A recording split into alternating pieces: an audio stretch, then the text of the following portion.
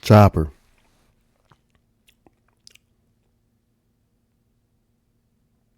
Chopper with the ones and twos. How you do?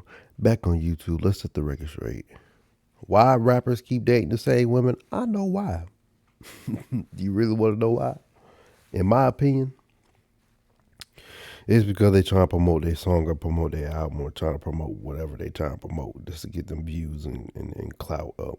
That's what I think. Didn't we all seen that Meg Thee Stallion was dating Clay Thompson and she made that one song on TikTok that's trying to blow up and then next thing you know, uh, they broken up because that song didn't really get no attraction and Clay Thompson ain't making no threes and that's why they like number 11 or 12 in the Western Conference, the Dallas Mavericks. But man, look, Now, if you've been paying y'all attention, need to stay focused. you've probably noticed this pattern. Rappers keep dating the same women, same faces, same couples, same relationships popping up again and again. And this pattern shows up everywhere in the rap game. Even Drake and Future allegedly fell out after dealing with the same woman at one point. That's how small the circle really is. And here's the part nobody really breaks down. The dating pool in hip hop is very tiny, like way smaller than people think. And to really show you what I mean, let me start this video off with a quick story. A couple years ago, I met this mid-level rapper. He had a Billboard charting record at the time and some decent buzz to his name.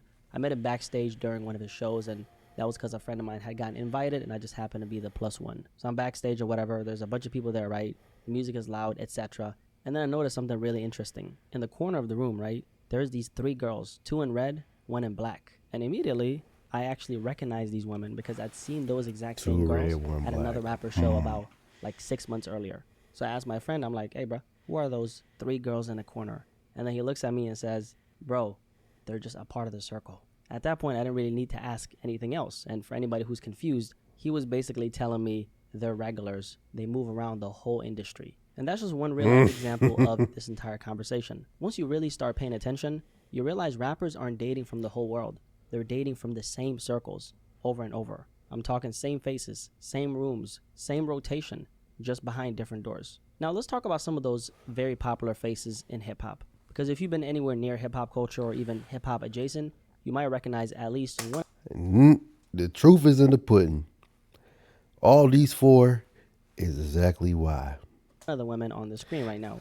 Especially, hold on, especially this one. We seen the wave between her and her.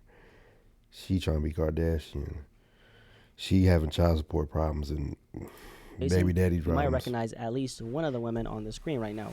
Let's start with the one to the left, and that is Selena Powell, the self-proclaimed industry thought. I did say self-proclaimed, okay? Selena has built a career off of exposing rappers, finessing situations, turning private She moments got them into duck clout, lips though. and she's taken pride in all this. This is her forte, like this is what she does. And then we have Ruby Rose, someone who got her first big breakthrough dating Playboy Cardi. She rode that momentum very nicely, got connected to the right people, and before you know it, she popped up in the Bad and Bougie music video. Wasn't Takeoff left off Bad and Bougie? RP to Takeoff. From He there, Ruby was. Rose became a R.I.P. recognized face in the industry. She's dated several rappers in the game, built a massive IG presence, dropped music, launched an OnlyFans account. Now, Ruby is interesting because she really understood the environment very early on and turned visibility into a business model. And unlike a lot of the women who got caught up in a game, Ruby caught on to the game early and capitalized off of all of it, securing her own bag in the process. You gotta respect it.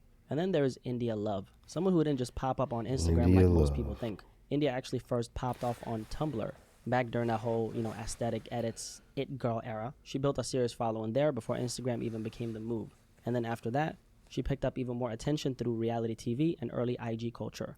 So by the time Instagram blew up, she was already a known face and slid right into that OG IG baddie slash model, whatever you want to call it, right? Lane. So she's been in the mix for over a decade, and her first major mainstream moment came from her relationship with the game. At the time, she was 18 and he was 35. Damn. I know. It's crazy. Like 35? I know. 35? Yeah. And from that point forward, she's basically been connected to Soldier. the same circle Big ever Draco. since. Last but definitely not least, we got Brittany Renner. She's another woman who's been in the mix for years. And yeah, she's mostly known for finessing the athletes, but she's been around the rap world as well. She dated Lil Uzi Vert actually way back, and she was even married to Kevin Gates for like 2 business days. Now all of these women are basically the faces Yeah. everybody recognize when people talk about the women who've been connected to the industry's biggest rappers for years. But here's the thing: this whole pattern, this rotation, this ecosystem, it didn't start with these women. Before the IG models, before the industry girl even became a term, it all started with one woman, a big throwback, a name from the blog era a lot of y'all will probably recognize, Kat Stacks. I'm Cat Stacks. Oh I got god, a lot of stories to tell. The people ask yo, yo, that's crazy. Damn, this has been like, what's it? This has been like 15 years ago, like 2009, 2010. What? Golly. who's in my blog aren't all the people I've been with. I've been to Lil Wayne's crib. I've been fucked them. A nigga gave me $1,200 motherfucking. For everyone tuned in during the blog era, you already know who this is. The first real Where rap she been guru at? the internet ever saw. She was loud, unfiltered, unapologetic, and the definition of Where she I'll been say at? She been whatever the fuck I wanna disappearing. say, She and her been whole long brand was gone. basically exposing rappers. And the thing about Kat Stacks is she actually ended up revealing something nobody was even thinking about back then, and that was that rappers only deal with a select group of women. Now, Kat wasn't just around rappers; she was inside the parts of the industry people never see, and because she was proudly shameless, she talked about everything that she saw behind the scenes. It was all publicity, entertainment, because to them, I just see them as business, not friend type. My family's my friend, but they're just business. Now that clip right there, that was Kat in her purest form. No filter, no secrecy, no protect the brand. Like this woman she just didn't give a fuck, okay? And she moved exactly like that. In a lot of ways, Kat Stacks became the blueprint for what we now call the industry girl. And yeah, let's be honest, she was definitely clout chasing like crazy. That was her whole hustle. But here's the funny part. Even while she was doing it for attention, she was accidentally pulling back the curtain on something way bigger than her. She showed you the same thing over and over again. These rappers are basically all running through the same group of women. And once you put those pieces together, you finally understand why this keeps happening. It all comes down to one thing, and that word is access. Who gets in, who stays in, who even has the proximity to step into the room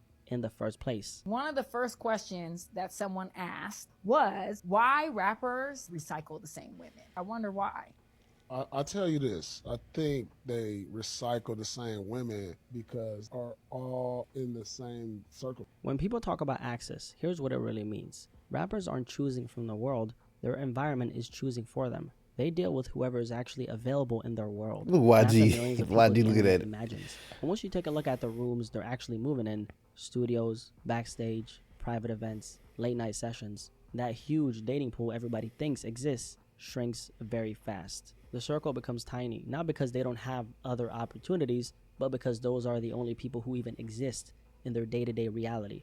Because the truth is this, most artists spend their days locked in studios, catching last-minute flights, doing press runs, moving city to city, sleeping strange hours, surrounded by the same team, in the same environments on repeat. So even though they're technically meeting people every day, they're not making real connections with anybody. Their schedule doesn't allow it. Their security, depending on what level they're at, doesn't allow it. Their fame, depending on what level they're at, doesn't allow it. So naturally, they end up dating the people who are already in the mix, already in those rooms, already accustomed to their lifestyle. And once you understand that, the whole Damn, question of why do rest all in these peace, Matt rappers date the Miller, same man. Rest women in peace. starts making a lot more sense. And here's the thing. This whole dating ecosystem they're in, it's basically one big recommendation loop. Because most of these dudes are not best friends, but they all move in the same exact circles. In other words, they're doing shows together, which means they're backstage together. Don't bow, They're at the Sierra. same studio sessions. They share the same promoters, security, videographers. They hit the same clubs and the same after parties.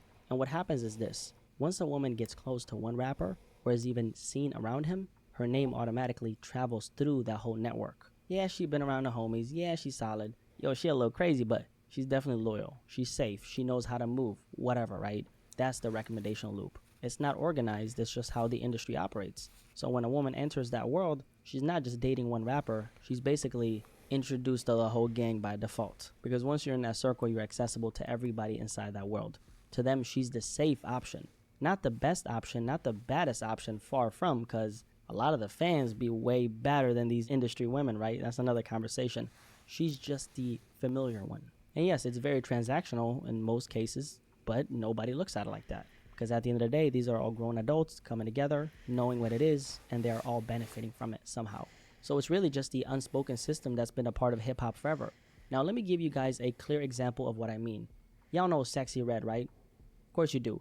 Now before Sexy Red blew up, she wasn't living this superstar lifestyle. On one interview with Sean Cotton from Say Cheese, she talked about having like $30 in her pocket back then. She was broke, she was grinding, she was trying to figure things out. And here's the interesting part, right? Before Sexy Red became popular, she was already spending a lot of time in Chicago, specifically around rapper FBG Duck, who was popping in Chicago before he got killed in 2020. You met FBG Duck before he passed, Bro, and if he was traveled alive, to he would've been, Chicago to meet. like, Was it to blowing meet up him crazy. specifically? No, it was to shoot my video. And this footage of Sexy Red being around FBG Duck and a bunch of other people somewhere, I don't know where this is. This footage popped up when Sexy Red started blowing up. What's your rap name? I don't know yet. Song with Red though. Now I'm not saying that anything happened between them. That's none of my business. Like generally, I don't even care, right? The point is this. She was already inside that environment. She was already around that circle. She already had proximity to the culture before she ever had a name in the game. Even after that, Sexy Red was allegedly connected to Chief Keef at one point, and I'm pretty sure they were dating. I'm pretty sure, but it's another conversation, right? Again, same circle, same ecosystem, same route to visibility.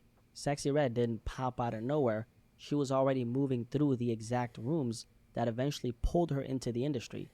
And that's how this world works. Once you're inside those environments, you're not connected to one person, you're connected to the whole network. And that network runs on one thing, familiarity. Because here's the part that nobody really ever talks about, which is something that I touched on earlier. Although these women may not be the best option or even, the most attractive one, they're usually the most predictable option. And when I say predictable, I mean this. That's They why already Amber Rose understand been the around. lifestyle, the chaos, the late nights, the pressure. So rappers don't have to explain themselves or risk being misunderstood. And honestly, that applies to anybody. You don't have to be a rapper to relate to this, right? Whatever life you live, you don't want to sit there breaking down your whole schedule, your stress, your routine to somebody you're dating.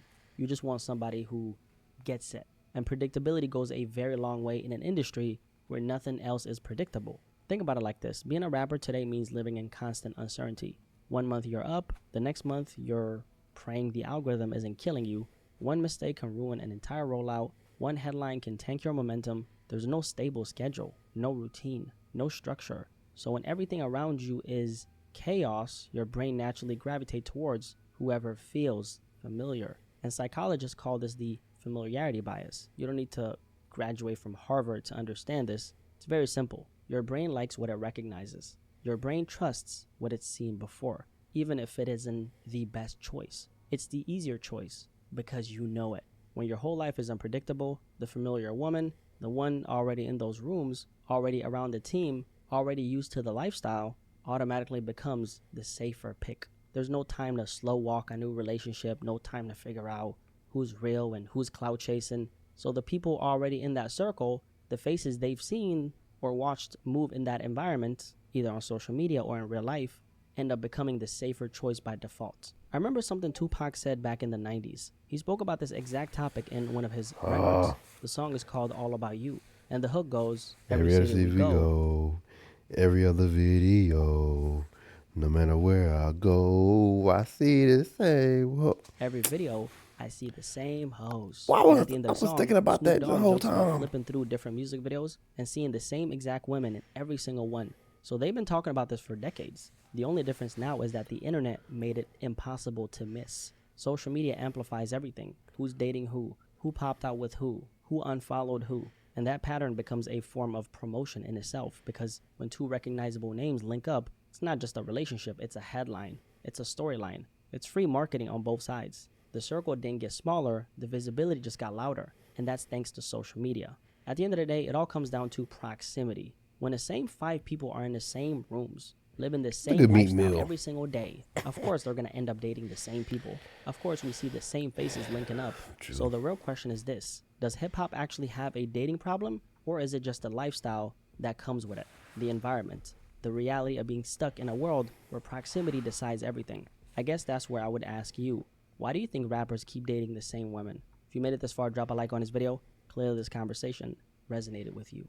Definitely let me know in the comment section below what you guys think about this entire conversation. And It's because they trying to get their views up and their album sales go up and everything going up, you know, especially with women too.